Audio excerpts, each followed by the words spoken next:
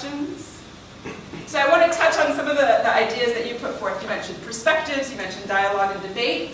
I want to transition to an exercise, and what I'm going to do is I'm going to give everybody a piece of paper, and for this exercise you don't need anything in your hands. I'm going to ask you to take the piece of paper, and once you have the piece of paper, and you're welcome in the back to participate. Yeah, I think we have plenty of paper. Once you have the piece of paper, I'm going to ask you, what's going to happen is I'm going to give you a set of instructions. Everybody will have the same instructions.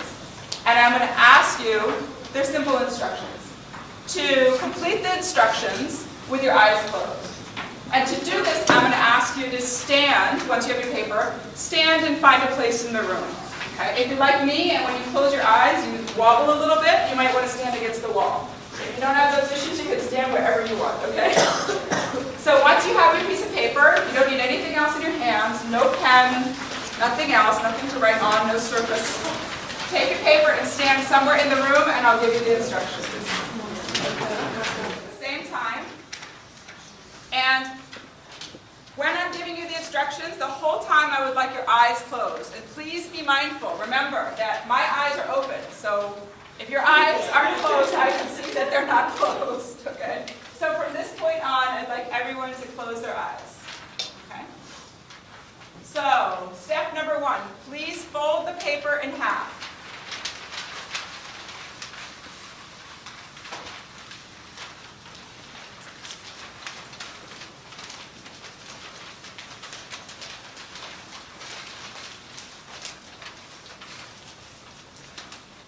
Step number 2, please fold the paper in half again.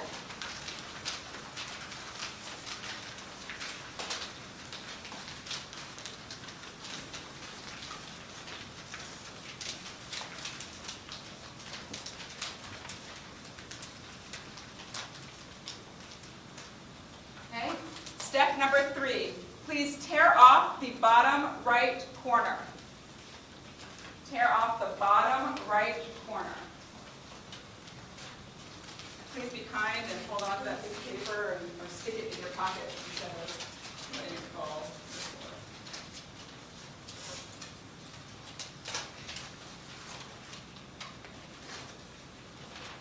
What was that? Step 3 or step 4? 3. Okay, thank you. Somebody's listening. Step 4, turn your paper upside down. The last step, tear off the other bottom right corner.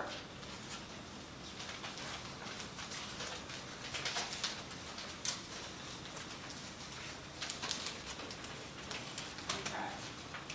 Now what I would like you to do, you can open your eyes. I would like you to open up your paper. I'd like you to hold it above your head. And open it up, hold it above your head, and walk around. Walk around, hold it up, and just take a look. Ooh, I haven't seen that before. So walk around so you can see everybody, and take a look around. Hold it up so everybody can see. Okay. Yeah. Okay, so you can have a seat now. We'll talk about. Keep it open so people can see it when you're sitting down.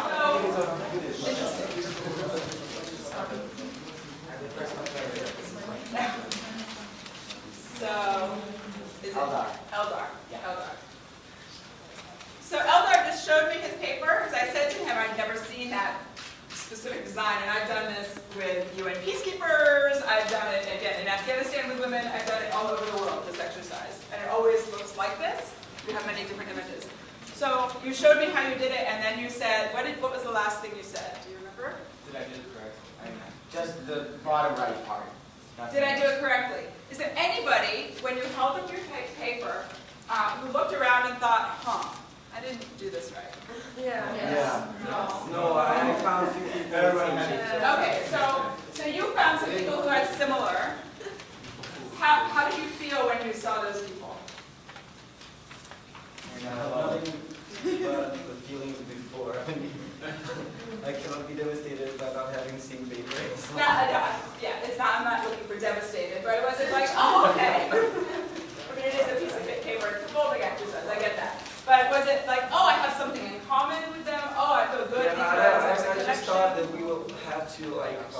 gathering corners of the room, people with the same shape, so I was trying to find people. Okay, So I just we do that here. that's an important point. Was anybody else trying to identify people who had something similar to them? Okay.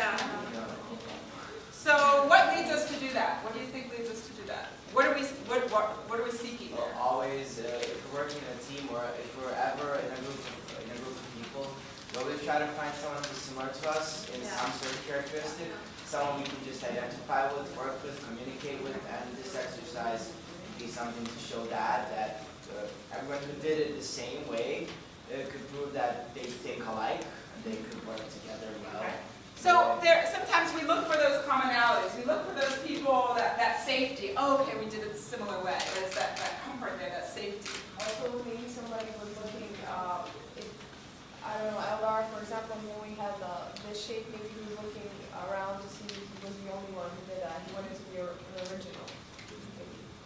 Okay. Some people have a sense of their original. If they do it, feel unique. If theirs looks a little bit different, people have different. And often that's rooted in personality. That can often be rooted in experience as well.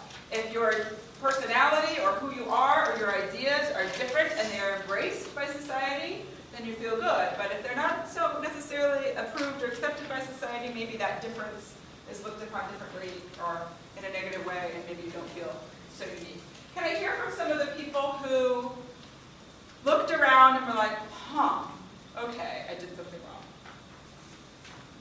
Did anybody think that they had done it wrong?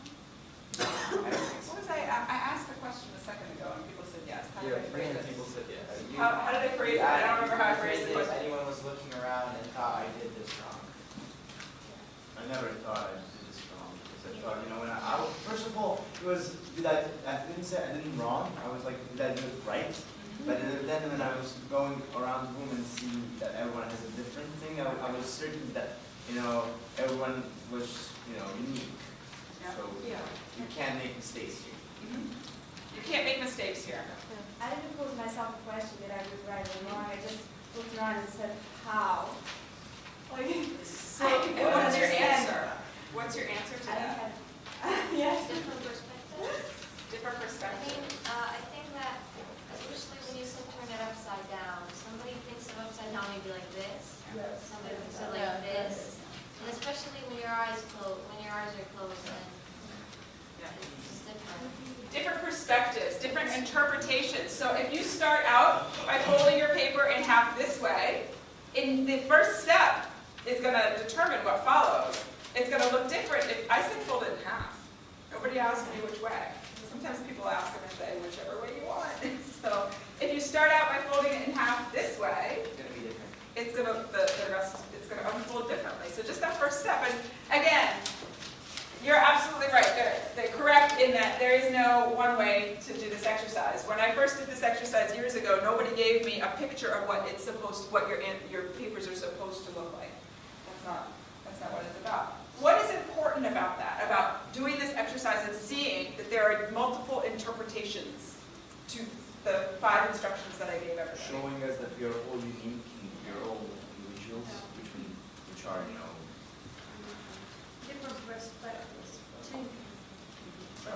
for their So is everybody here from the same country?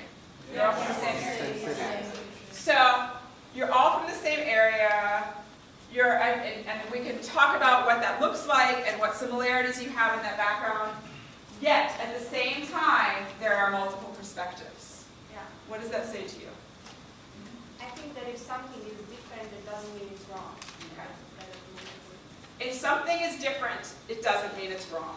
And I can just make a reference to the question you just asked, like 30 seconds ago, that the view that everyone got it differently could be a point if you look at it that every conflict can be solved in a different way, in a different manner, and all of those ways can have a positive outcome. That we can manage the same thing in different ways, and again get the unique thing, the solution. Is that a hand or? Yeah,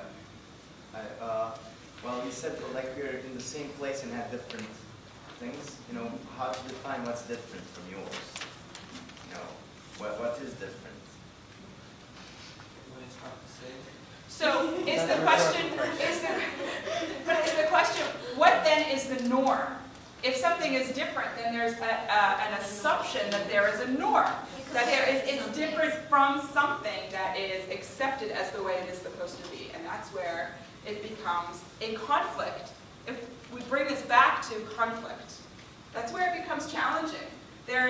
So I'm in conflict with something, with someone, and I want to go back to the language that Elder used. If I'm in conflict with someone, something has happened, and I believe that my perspective is right, that I have the truth here.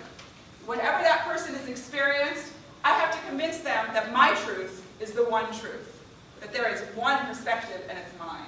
Okay? Often we get into that assumption and that posture that prevents us from seeing and understanding multiple truths. Now, in a conflict situation, what is the value of understanding that there are multiple perspectives? How is that going to change how I approach the conflict situation if I'm thinking that there are multiple perspectives out there? We will respect that, we will embrace it and try to incorporate all of those factors in one. So what's going to happen is I'm going to listen to that person differently because I'm valuing what they bring to the situation. I'm saying there isn't one truth here. Maybe there are multiple perspectives and there's something that I can learn from that person's perspective. So what it does is it removes us, if you use that language of debate, which is so common, that defensive posture in conflict, we want to protect what we believe because that's what we have to hold on to. When we change the rules of the game and we move away from debate, when we move towards dialogue, and again you're going to watch a video, what happens is we listen differently. We're no longer listening for the holes in the argument so I can prove you wrong so I can win. We're listening so that we can increase our understanding and say, I can have that moment where, okay, I thought they meant this, but actually they meant something completely different. There's something that I can learn here. And what happens in that situation is, it opens up the possibilities for solutions completely. Okay? When you're thinking that there's one truth, and there's only one outcome, it has to be this way, my way. I spend so much energy convincing them that I'm lost to all of the other possibilities, all of the other interpretations and possible outcomes. Okay? Any questions or comments?